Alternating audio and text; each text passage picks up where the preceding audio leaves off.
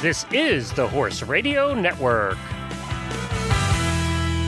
This is episode 1019 of Horse Tip Daily. A different horse tip, a different equine topic, a different equestrian expert every day. Horse Tip Daily brings the world of equine knowledge to you, one day at a time.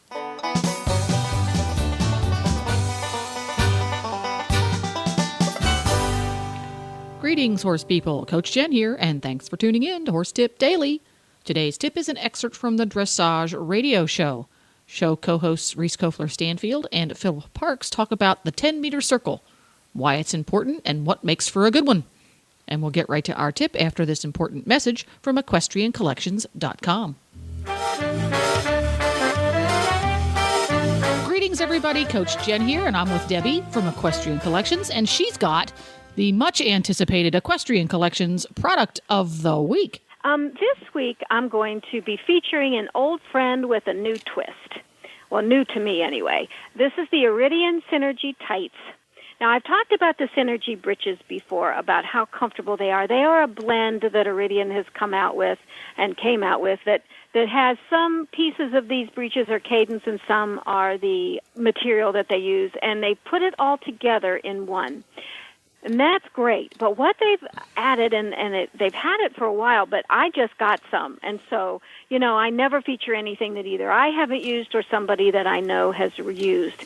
And I'm telling you, this is the most comfortable top I have ever seen. They're like yoga pants, only they're riding. They have a top that is very, very soft, and it comes in different colors. And it's like the breeches are their mid-rise, but this top can either make them a little bit higher or you can fold it over. But what it is, it's the most comfortable tight I have ever had on, and very, very stylish looking because you can get it with the colors on the top. It's called a contrast waistband. These you can just not even beat these tights for comfort and style and just. They're just wonderful. So I know all of your listeners know about Iridian and how wonderful that brand is in their breeches and tights.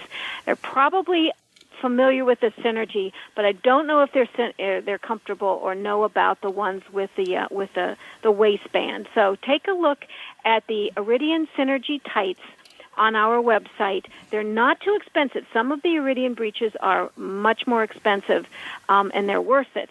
But these are a little bit less expensive, and there are some closeouts and some of the older colors still available. So take a look at those. I think you're going to really, really, really enjoy them. They're very stretchy. All of the Iridian stuff is very stretchy, so it covers a multitude of sins. Iridian Synergy Tights. They're available for ladies and children. Check them out today at EquestrianCollections.com.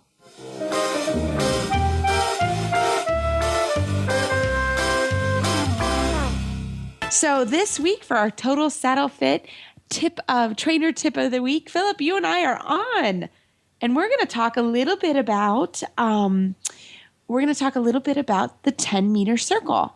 And this was a special request from Meredith, your wife. From she was my lovely awesome. wife. She came on with this adds her great 2 cents and says you should do a tip on the 10-meter circle because it occurs in how many levels? 3, 4? Well, you'll see. You'll see First it. level, second level, third First level, second level, third level, fourth level. Pre-St. George. You'll switch to an 8-meter at Pre-St. George. 8 meters But at St. George.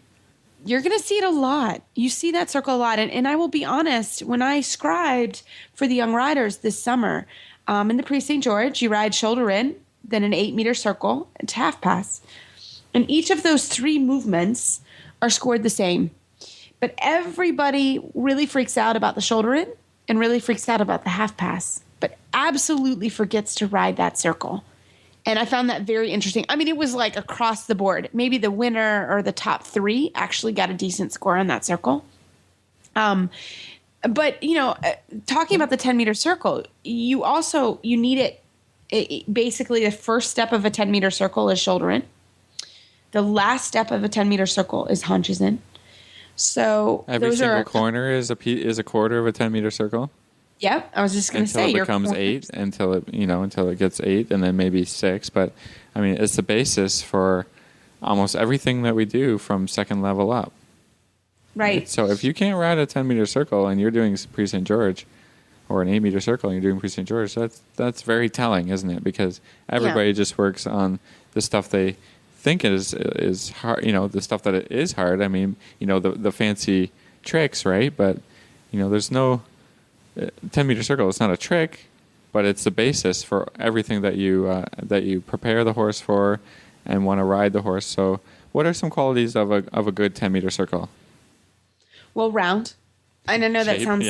Yeah, the shape. I mean, I think that is one of the things that I see the most is people, and then that's even 10-meter circles, 20-meter circles. The riders don't hit the proper circle points, and that's a big problem. So, think about, you have 4 circle points on any circle that you ride. So the shape is really important. The actual size of the circle is really important. I also think it's important just to know the arena. In a large court, a larger ring, that from the corner to the first marker is 6 meters.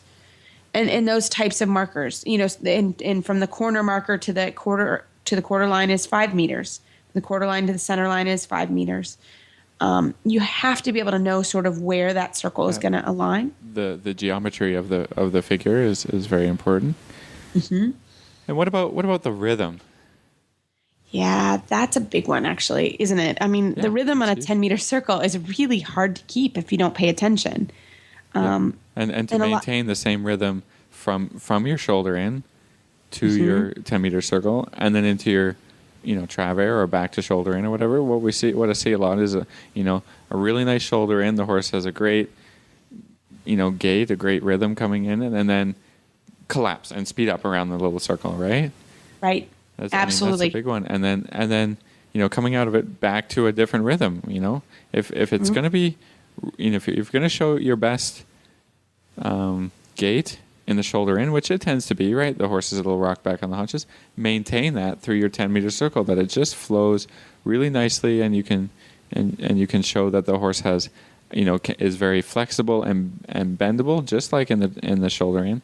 Really, if you can ride a 10-meter circle, you can ride shoulder in and vice versa. But, we see so many people have a super nice bend and then come in and then lose the bend.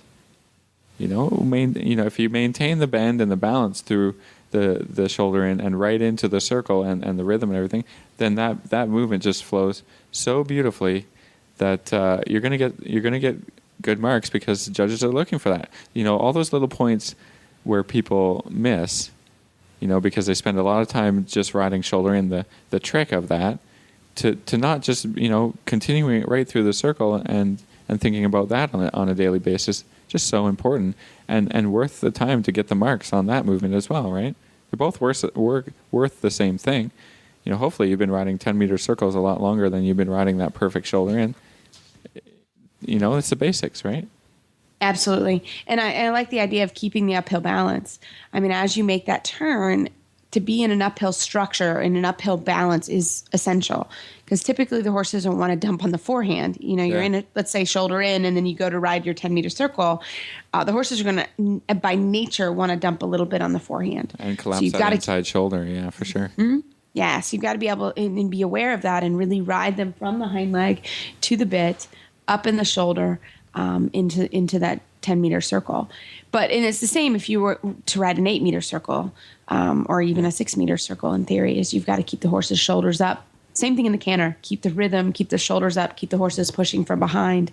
And it's a great exercise to help you with those things as well. Just really thinking about the bend, in the rib cage, so the horse really follows that curve of the smaller circle, or in a corner, right?